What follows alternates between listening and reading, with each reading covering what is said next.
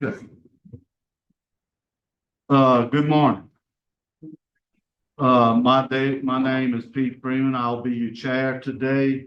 Alongside me will be Mr. Prater. He will be on the board, and Ms. Ledoux. Today's hearing, let's let everyone know we will allow 3 speakers in 3 minutes. I'll warn you when you get close. If you're about to finish up, I will let you finish up. But, we have to do that because of time constraints. First thing I would like to do is get headquarters over here to introduce themselves.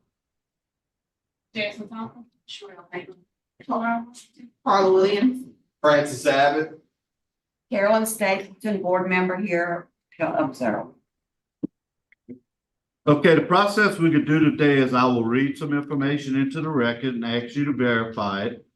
Then we'll conduct an interview. Your case has been assigned to Ms. Ledoux. She will be the leader on the interview. At the end of the interview, we'll be allowed to ask questions. Also, he gets to put on his presentation from the defense and the victims, if we have any victims. I would like for the people here on his behalf to introduce yourself, please, and note to me if you're going to be speaking or not. Go ahead, ma'am. Abigail Floresca on behalf of Warren Harris from the Loyola Law Bank. Okay, I will be speaking. and we're going to let you speak last. We'll let the offender speak second to last, so you will be the last one to talk. Okay, ma'am, sir, your name? Oh, good morning. My name is Stanislav Moroz. I'm an attorney. I'm just assisting Ms. Floresca, but I won't be speaking. Okay, yes, ma'am. My name is Roberta Harris. I am Warren Harris' sister-in-law, and I will be speaking. Okay. Is your name Roberta Harris? Roberta Harris. Yes, ma'am. Okay, ma'am. My name is Bernadette Fox. I'm a friend of the family and I will not be speaking. Okay, Ms. Fox, that'll be noted. Sir? My name is Darren Workendale. I'm a friend of the defendant and I won't be speaking. Okay, I see we have the parole project on here. I'll call you at the proper time for you to speak. Also with the people at Angola, the staff first, would you introduce yourself? Deputy Warden Tracy Falgood. Reginald Lattimore, classifications.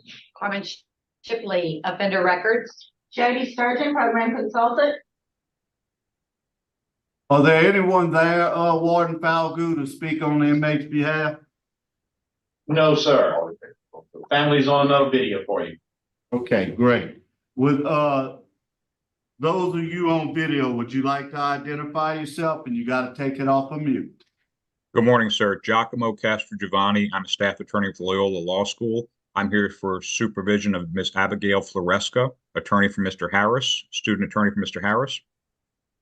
And I will not be speaking. Okay, sir. Good morning. Good morning. My name is Brenda Palmer. I'm Warren Harris' sister, and I will be speaking on his behalf. Thank you so much for this opportunity. Yes, ma'am. Sister speaking. Okay.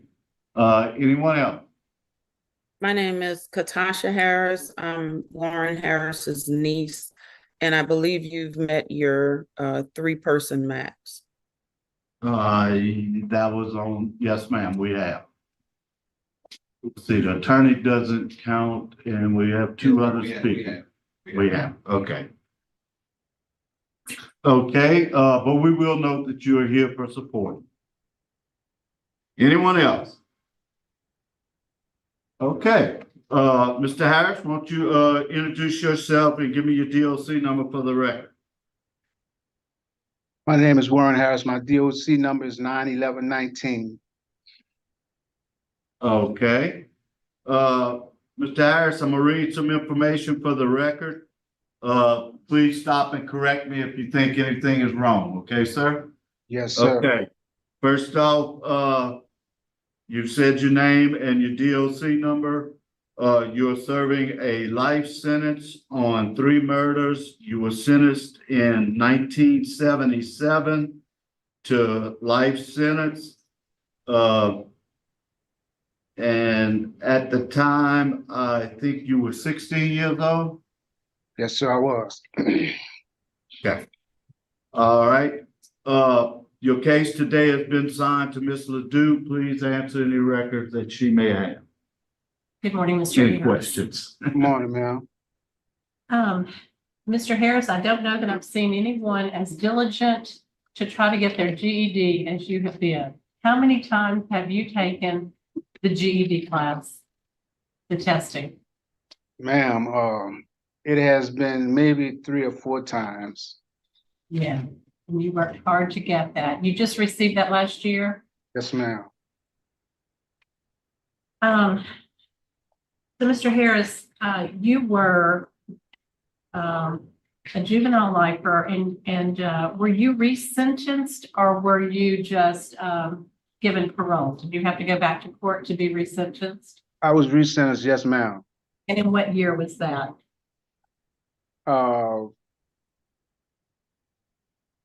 I believe in 22, ma'am.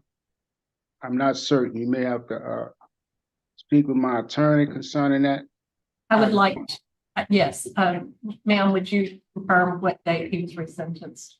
2021, I believe it was in. That's okay, just the year's fine, Okay. 2021. Okay. The reason I'm asking that question is because although you've had 128 write-ups, Yes, the ma'am. last one occurred in 17. Yes, ma'am. It was 4 years before you knew you had an opportunity maybe to get out. Is that correct? Yes, ma'am. So what happened? What flipped the switch in 17 finally? Why did you stop having problems in prison in 2017? I stopped being around negative individuals, ma'am, and allow myself to only affiliate with positive individuals who were doing positive things. I engaged in my fellowship regularly. That took up most of my time.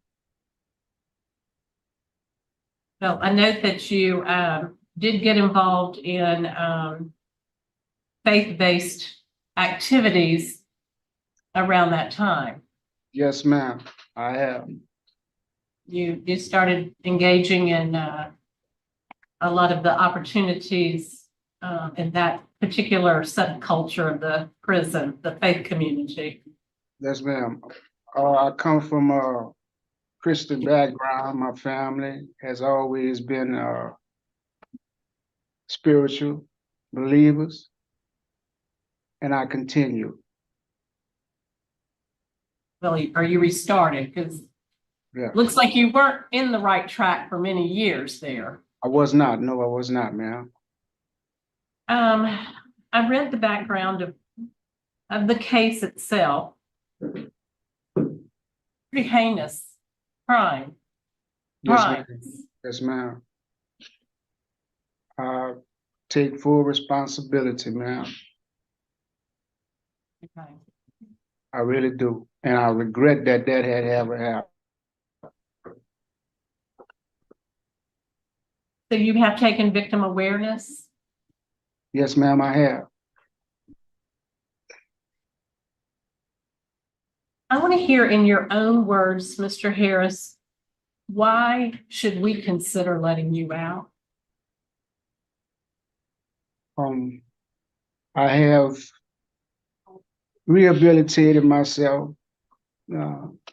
God has allowed me to reevaluate my life and set out on a positive course. That positive course had led me to obtain several certificates in healthcare provider.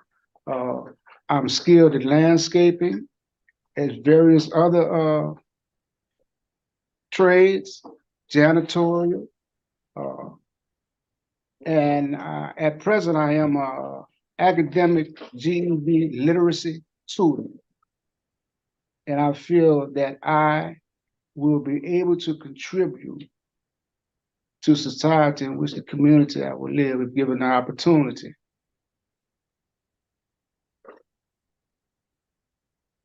Were you personally aware of any of your victims, or were these chance happenings? Do you know No, if ma'am, I wasn't familiar with any. No, ma'am. I was not.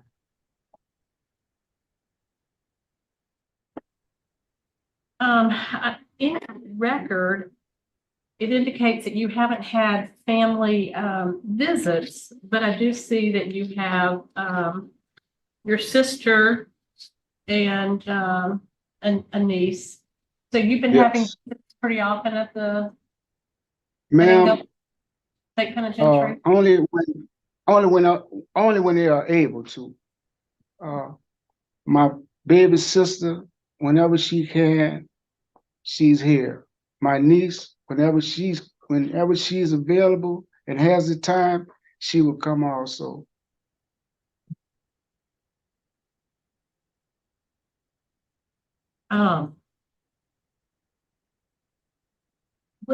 What is your greatest challenge looking at possible parole? Do you have any concerns, or what is your greatest concern if you get out?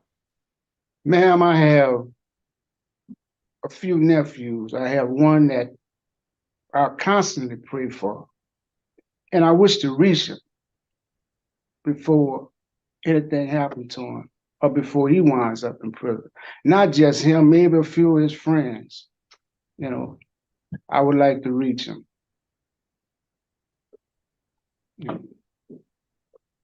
I'm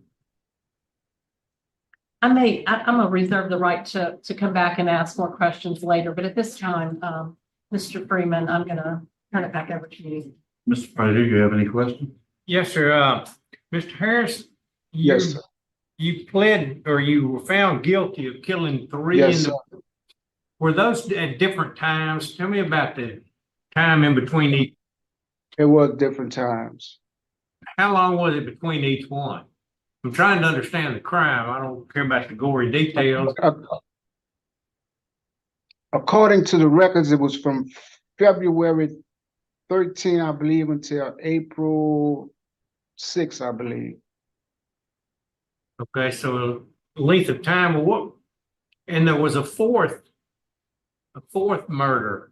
Did you commit that one too? I was found not guilty. I was found not guilty, sir. Okay.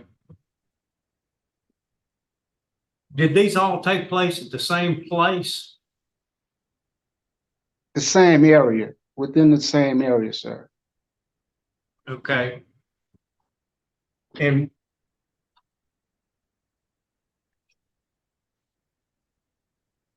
I'm trying to distinguish and find out, it sounds almost like a serial killer, okay? I mean, that's, with my background, that's what it sounds like. So what was the MO of this serial killer? I understand. I was a young juvenile, teenager, with no sense of direction, a high school dropout, swallowing all kind of pills and anything you could think of at that time, you know. And I just sorry it happened, and I just wasn't in the right state of mind, sir.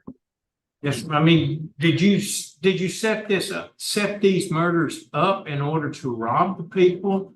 No, sir. It was not a setup. It was not a setup at all. Then why didn't you? I was in need of money to support the drugs I was using at the time. I became affiliated with some of the victims, you know, and was asked to accompany them to their home. And at the time, when we entered the home, I robbed and killed those men, and I regret it. And I'm so sorry every day. I regret it. That's all that I have. Thank you, Mr. Harris. Okay, Mr. Harris, I just have one question. Yes. What have you done to address your drug problem since you've been in Angola? I have taken drug courses, living in balance, step 1 and 2. You plan I will, up when you get out? sir. Do you plan on following up when if you Yes, were sir. to? Yes, sir. I will certainly follow up. And I'm sure Mr. Myers will have some stuff to say about that, when he speaks. Okay, I have no further questions. So now we will go to the family. First, Roberta Harris, sister-in-law. That's me. Okay, you want to speak first? On behalf of Warren, I just wanted to. You can go up there to the podium, ma'am. On behalf of Warren, I am his sister-in-law. I met Warren, through his brother David. I'm married to David. Met Warren in '76 when his brother and I met. When I met Warren, he was, this kind and gentle person. He stayed right next door to the grandmother, Miss Julia. And Warren was always taking care. He looked out for her. He made sure she had everything. He made sure his mother had everything. He made sure his siblings had everything. But like he admitted, with the drugs that he got a hold up to, it just did something to his mind to just make him do things out of the ordinary. But he was raised in a Christian family. His grandfather was a minister. His mother sang in the choir. They were required to go to church on Sunday. But like you said, once he got out into the streets and those drugs got a hold of his mind and his brain, he dropped out, and then we just don't know what happened from there. But we still love him. Okay, thank you, ma'am. Thank you. Okay, Mr. Kerry Myers. Good morning, Kerry Myers with Louisiana Parole Project. This board already knows Mr. Harris was 16 years old, addicted, had been addicted for some time before he committed these crimes. We also know that 16-year-olds and addiction can lead to some horrible consequences. We know why. The brain science says that juveniles are different. But Mr. Harris, I think Ms. LaDuce said it correctly, 7 years ago, the light completely clicked on before he knew he was going to be parole eligible. And he rededicated his life spiritually. He worked very hard on his GED, his programs. Mr. Harris is now not a 16-year-old addicted child. He is a 64-year-old man who has served 46 years for these crimes. He has a support system. One of the things that will happen immediately, address any concerns that you may have about that, Mr. Freeman, is he will get an evaluation, substance abuse and mental health evaluation from our social work staff.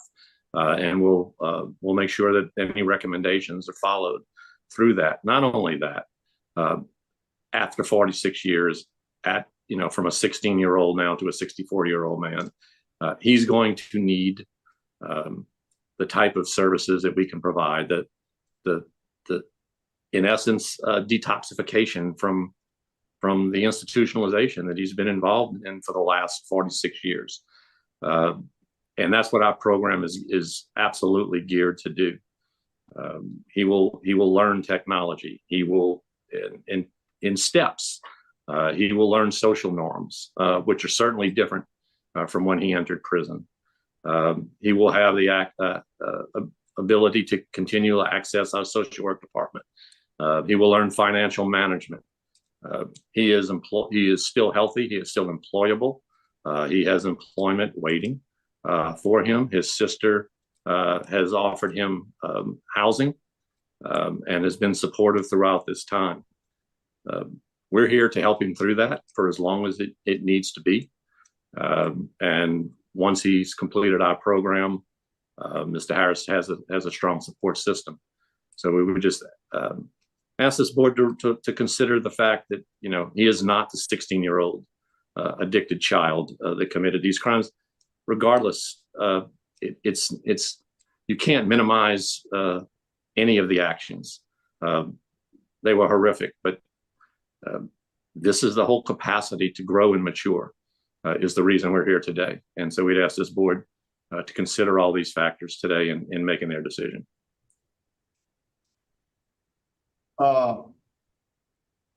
Before I go to the subject and the lawyer, Warden Falco, do you have any comments you would like to make?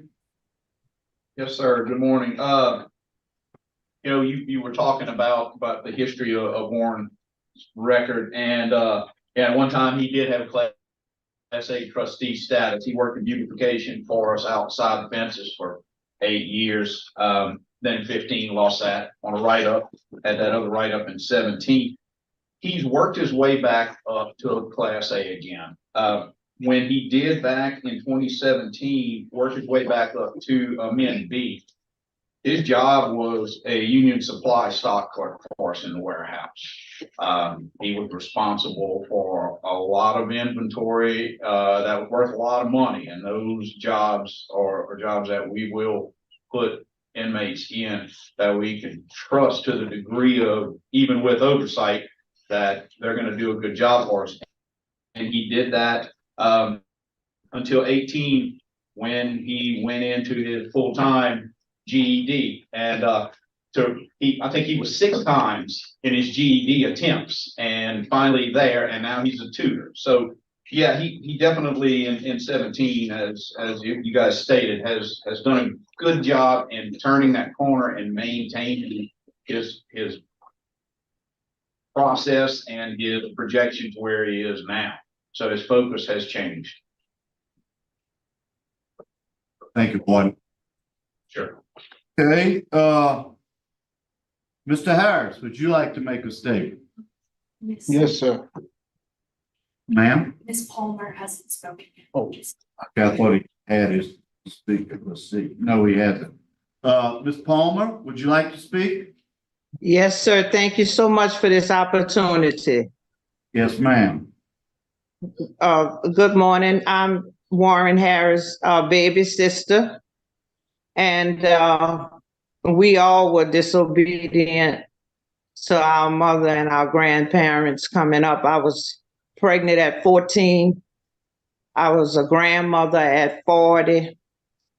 And throughout the years, we all have turned our lives around and went back to the foundation on which we were brought up on, and that was the foundation of Jesus Christ.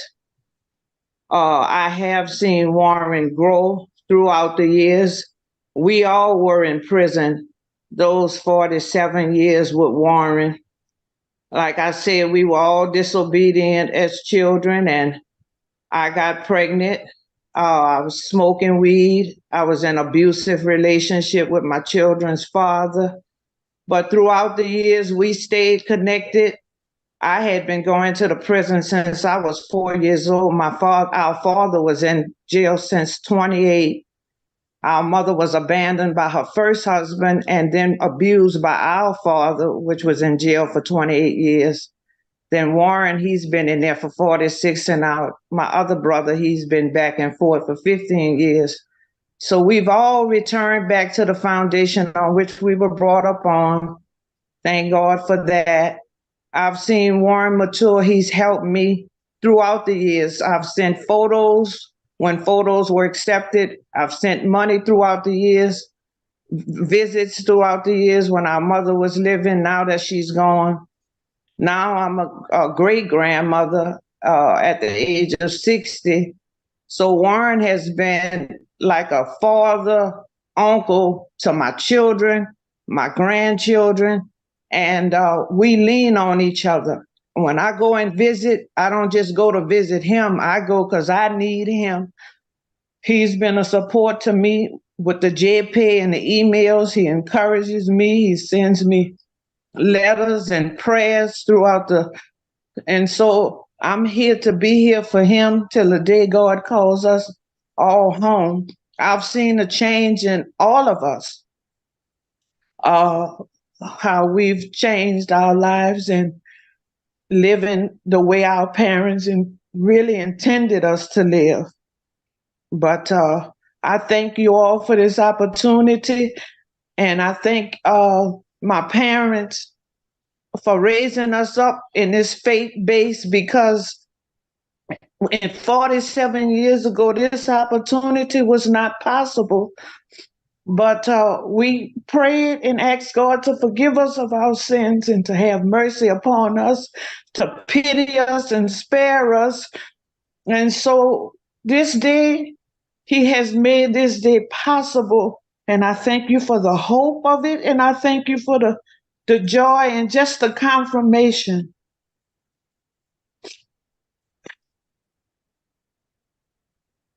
Thank you, ma'am. Appreciate it. Okay, Ms. Floresca? You ready? I'm ready. Yes, ma'am. Perhaps you wanted Warren to speak first, I wasn't sure. However y'all want to do it. Usually the inmate speaks first, so it's up to you. We can have Mr. Harris speak first. Okay, Mr. Harris, your attorneys, Yes. want you to speak.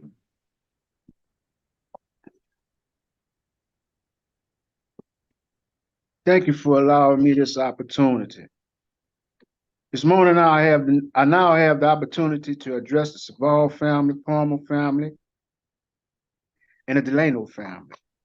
This matter should have been addressed years ago, but because of matters concerning contact, I was not able to do so. To each family member of the victims, I sincerely apologize for taking the lives of your loved one. I'm truly sorry and regret what had happened 46 years ago. Your family has suffered many years missing someone very special who has been taken away from you. I'm truly sorry. During my years of incarceration, guilty feelings has gripped me deeply. My guilt has motivated me to call out to God, asking for His help, for change within myself. My prayer had been answered. God allowed me to reevaluate my life and set me out on a positive course. I become a servant, giving my time and the very little resources I have, helping those who cannot help themselves. I continue praying, asking God to give me the ability and to continue to allow me to be a positive influence to those around me. I'm truly sorry and regret the offense I had committed. I apologize to the community where these crimes were committed. I'm very sorry and very remorseful. I appreciate this opportunity that has been given me. Thank you, and God bless you. Thank you. Now, Ms. Floresca, please. Good morning. My name is Abigail Floresca, and I'm a student attorney at Loyola Law Clinic, representing Mr. Warren Harris. In 1977, Mr. Harris committed devastating, horrible crimes, taking the lives of multiple men and striking fear and pain throughout the community. As you've heard today, Mr. Harris is deeply remorseful and ashamed of his crimes, and he's carried that remorse with him every day for 46 years. In these 46 years, he's channeled that remorse into processing the harm he caused and becoming this mature 63-year-old man he is now today. I know the board is well aware of Miller versus Alden, how even children who commit heinous crimes still have the capacity to change. Mr. Harris is truly the personification of that ability to change. His life shows that when children are removed from abuse, drugs, violence, and dysfunction, they can become totally different. 16-year-old Warren ran the streets and didn't follow the rules, as you heard. 63-year-old Mr. Harris is a trustee and hasn't had a write-up in 7 years. 16-year-old Warren did all he could to numb himself with drugs. 63-year-old Mr. Harris finds peace and joy from singing in gospel bands, like the Transformation Gospel Band, the Pure Heart Messengers. His favorite song to sing is Wind Beneath My Wings. 16-year-old Warren sat in his grandfather's church, nodding off high on heroin. 63-year-old Mr. Harris has earned 41 certificates for Bible studies and his contributions to ministries such as the Leadership Builders. 16-year-old Warren took the lives of multiple men. 63-year-old Mr. Harris takes care of the elderly and the sick in hospice. 16-year-old Warren dropped out of the 8th grade and didn't see a future for himself. 63-year-old Mr. Harris spent 2 decades trying to get his high set, and when he finally earned his diploma, he immediately turned around and became a literacy tutor, helping others achieve the same thing that he did.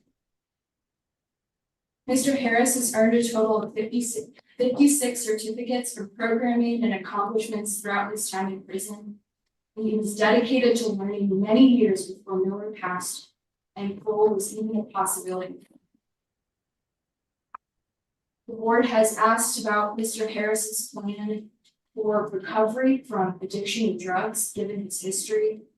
And Mr. Harris has recognized that recovery is a lifelong process, and he will always be an addict, and that's always going to be a part of his life. But he's willing and ready to join Narcotics Anonymous meetings and anything else that the Parole Project is also going to support him with, finding those resources. I've included in the parole packet a list of local Narcotics Anonymous meetings in the area where he is going to be living.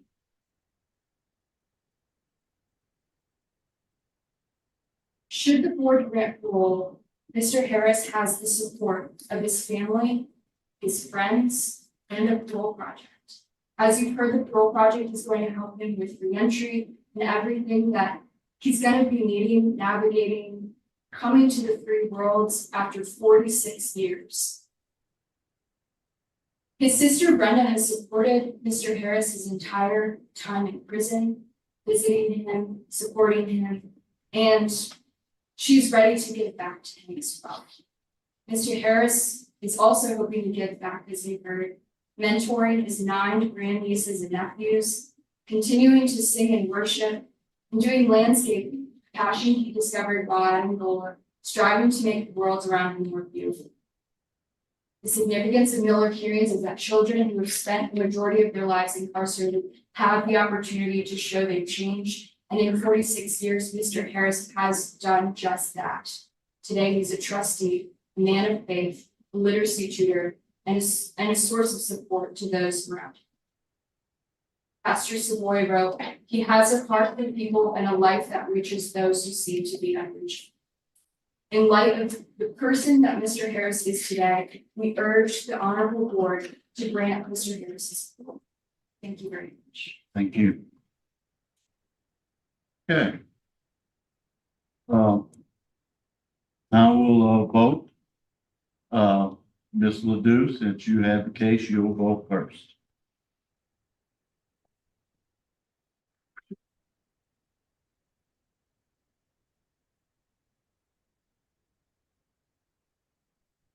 Mr. Harris, you have to understand, all of us take this role very, very seriously. And I read all 200 pages of your file several times.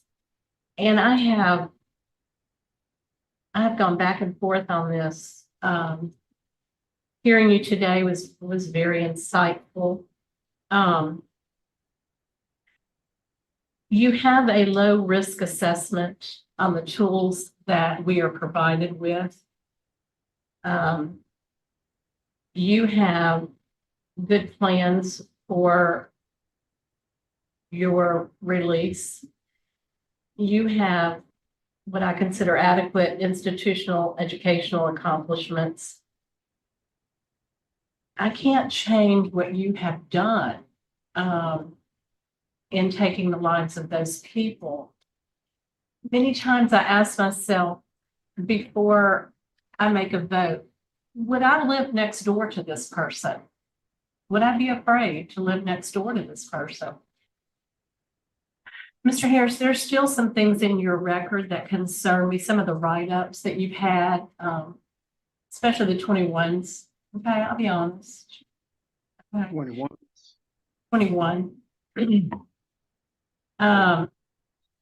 But at this point, after 47 years of incarceration, I believe that you're ready for the streets.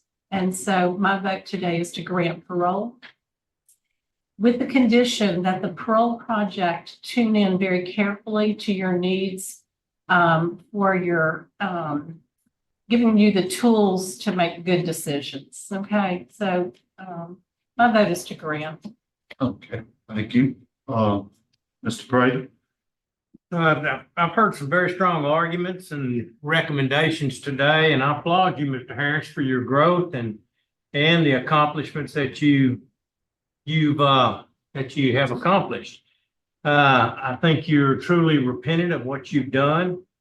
I think we all have our mission fields in life. I'm a strong believer in that. I truly believe that your mission field is there at Angola, at Louisiana State Penitentiary. And it's similar to, I guess in my mind, it's similar to a person that might smoke and then develop cancer and then quit smoking. They still have the cancer. They still have to pay the price for what they did. And so having said all of that, and considering the fact that you were given 3 life sentences to run consecutively, my vote is to deny. Okay, thank you. Okay, you know, I looked at this, Mr. Harris, in a lot of ways. You were 16 years old when this occurred. You were on drugs real bad. Yes. You know, that does not make any excuses for what you did. It was, like your lawyer said, it was a very horrific crime. But I do feel that you've done all you can do in Angola. That your work is done there, but you have plenty of work left. So my vote today is also going to be to grant to the parole project. Okay, Mr. Myers, I want him very thoroughly drug treatment. I want him to look at that closely. And if he needs inpatient treatment, you get back with us, okay? Gonna do that. Also, I want you to have drug screens 2 times per month for the first 6 months. You fail any of those drug screens, I can promise you, you will be returned. And that's all the conditions I'm gonna put on you. I'm gonna let your officer put the rest. I thank your family for showing up here today, and your representatives. It meant a lot. Like your sister said, y'all need to all grow together. Thank you, sir. World's gonna be watching you, I can promise you, so be careful. That's my Okay. vote.